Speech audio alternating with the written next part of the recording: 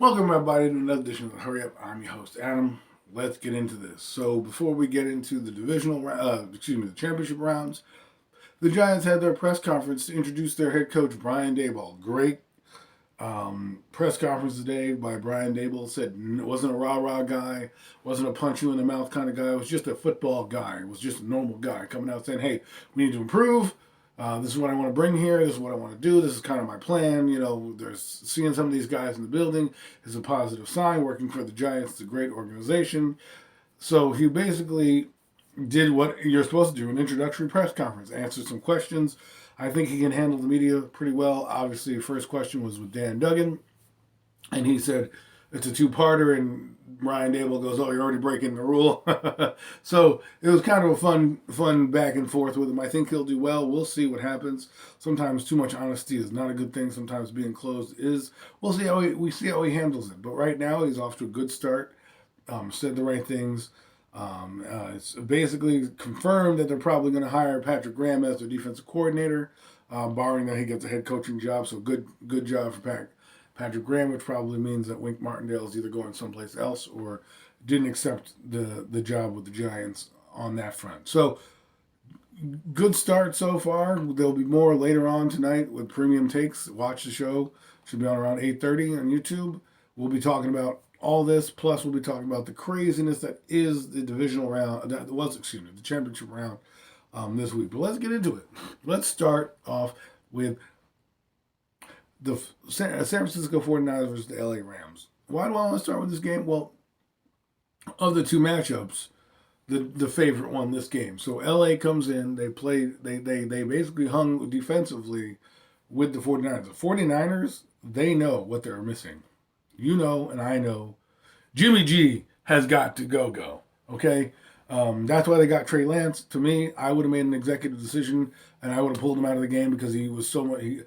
He didn't have any experience, Trey Lance, so you're probably scared. But I probably would have had a couple packages in there for him to kind of do what Deebo Samuels does, open up the defense. The defense never seen him before.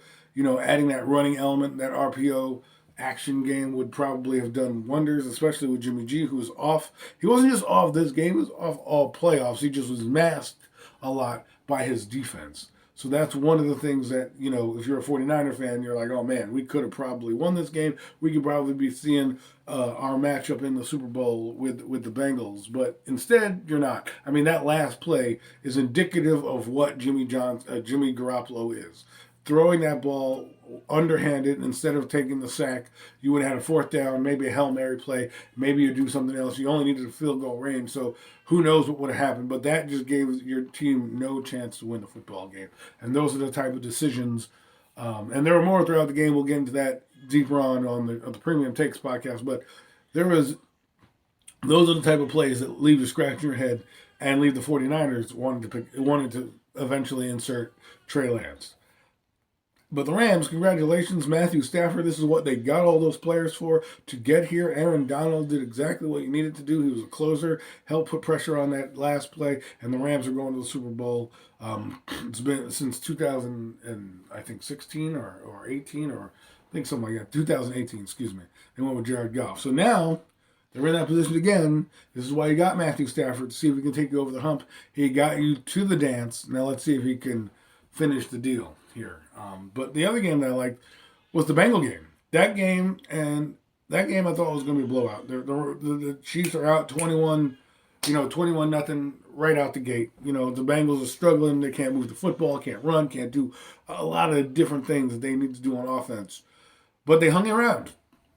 And the key thing that I think happened was when Andy Reid did not go for that 24 points, that 3 points. That's what cost them because guess what? You went to overtime. If you kick a field goal, you're winning the game at the end of regulation. It's a different story. Instead they don't go for it. They throw an underneath pass, and it's stopped by the Giants' Eli Apple at the 1 yard line, and they go into halftime. They make their adjustments. The Bengals come back out.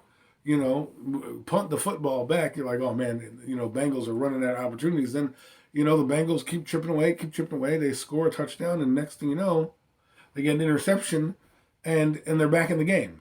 The interception in their own territory, they score a touchdown, they're back in the game. Then they are the ones that are putting on the work. Remember, they scored a touchdown or a field goal. They scored a field goal to, they scored a touchdown. They're down 13-21 at this point. They go in, they score a big time throw to a big time player in Ja'Marr Chase. He made a great play. Skilled position players have done well. You can win with them. You can win with skilled position players, so you should draft them early if you can, because look at what Ja'Marr Chase did.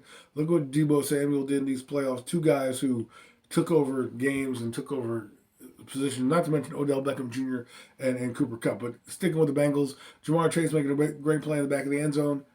Boom. Then the Bengals go for two, which is great. They go for two, do a little motion Z route, and the number 11 catches it for a 2-point conversion. Now the game is tied. They go back down the field.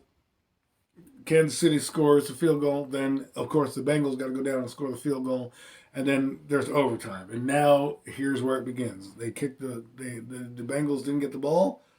Patrick Mahomes did, but their defense made a play. Their defense put enough pressure on Mahomes at the end of the game. They put a lot of pressure on Mahomes. Mahomes' escapability, any other quarterback is probably sacked or in the grasp or something like that. This guy, Mahomes, was being on a whirling dervish.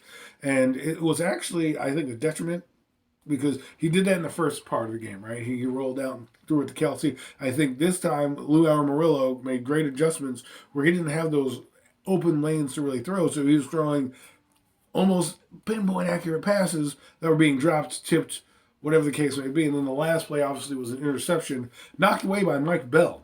And, of course, Von Bell is playing trail technique. So once you tip that ball in the air, he happened to be there. It would have been a fourth down punt.